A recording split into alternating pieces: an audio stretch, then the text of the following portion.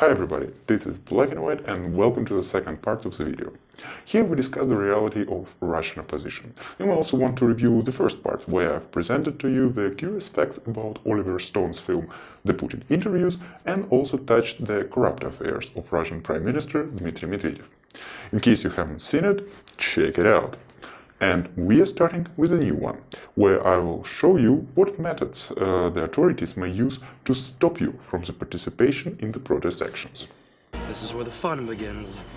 For just expressing your support to the opposition actions in the social network, you might find officers from anti-extremism department, you may think about it as a kind of a police, in front of your door at the next day. And this can happen even with the schoolboys.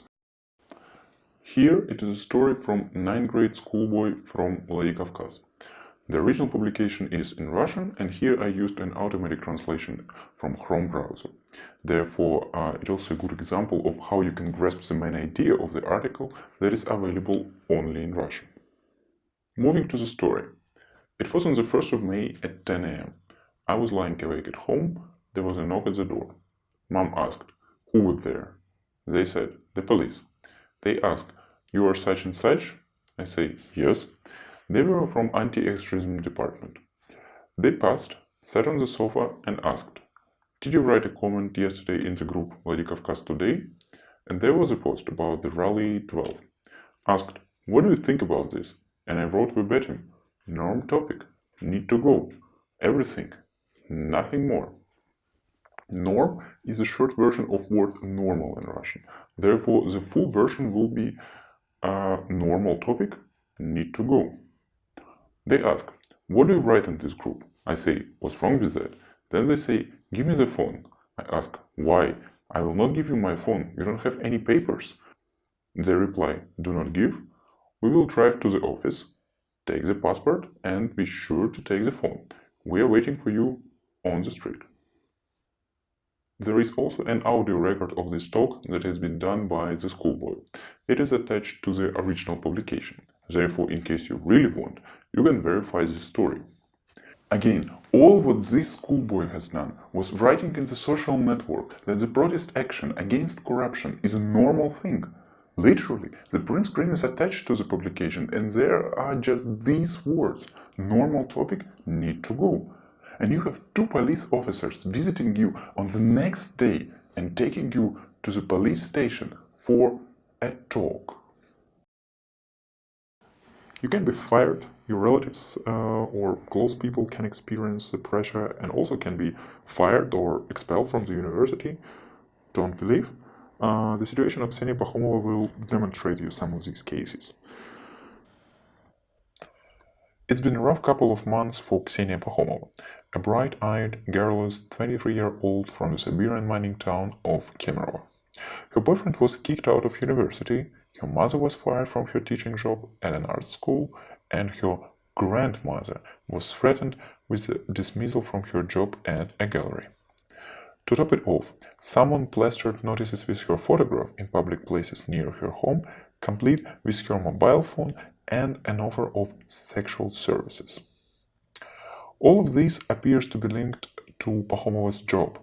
She is a regional coordinator for the presidential campaign of Alexei Navalny, an opposition politician who wants to challenge Vladimir Putin for the Russian presidency in elections next March. It was a publication in The Guardian in December 2017, therefore it's written next March. So, how do you like it?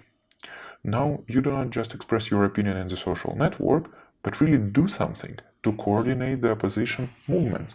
And welcome, in addition to the personal pressure and threats, you are attacked indirectly through your relatives and people you care about. In my opinion, another important thing here is that this publication in The Guardian, combined with the publications in Russian media, led to a certain public response, and this was not in vain. For instance, the boyfriend of Ksenia was reinstated at the university. Now let's move to the next case. Of course, you can be simply beaten in the street, For this, I've put the cases of the opposition leader Alexei Navalny and another opposition activist Nikolay Lyaskin. The attack took place on Galerovskaya Street at about 7 p.m. when Lyaskin and another activist named Artem Prosikov went out to fetch some newspapers from a car. The attacker approached them from behind and hit Lyaskin in the head with a metal pipe wrapped in paper. So here it seems to be a misprint. It's written it, but obviously it should be hit. Then he hit Lyaskin in the shoulder, tossed the pipe at Prosikov and ran away. Doctors later diagnosed Lyaskin with a concussion and a head injury.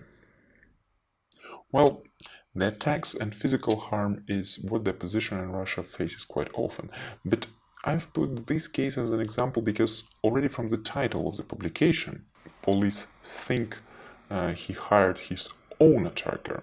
He means Lyaskin. You can imagine how the police react on these cases.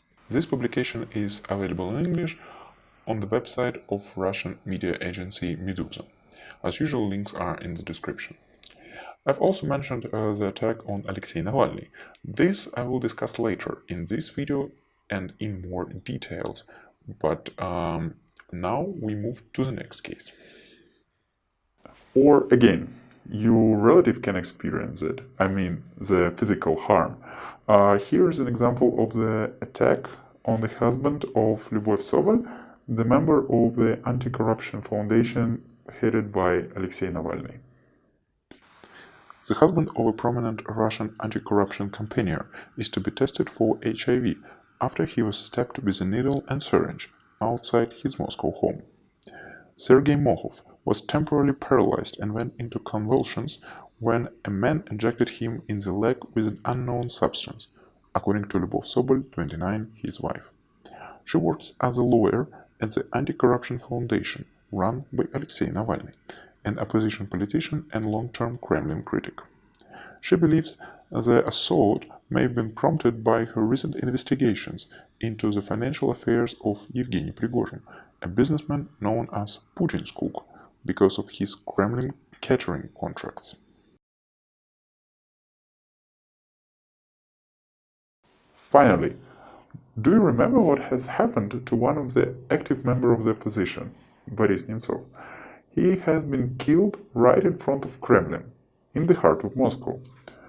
Boris Nemtsov, a former Russian deputy prime minister under Boris Yeltsin, was shot 4 times in the back while walking with his 23-year-old Ukrainian model girlfriend. The killing caught on surveillance camera. You can see the couple here walking along a bridge right in front of the Kremlin.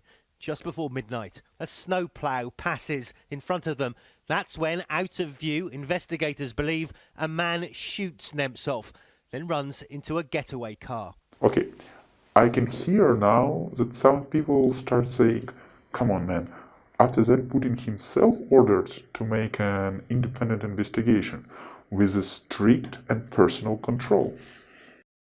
Vladimir Putin instructed the heads of the Russian Investigative Committee, Interior Ministry and Federal Security Service to form an investigative group and keep the course of the investigation into the crime under personal control. Also, Vladimir Putin expressed his deep condolences to the family and friends of the tragically deceased Boris Nemtsov. Here we come to the end of the second part of this video. In the last third part, I will discuss the final results of the investigation into the murder of Boris Nemtsov and also present you with the description of the physical attack on Alexei Navalny. See you!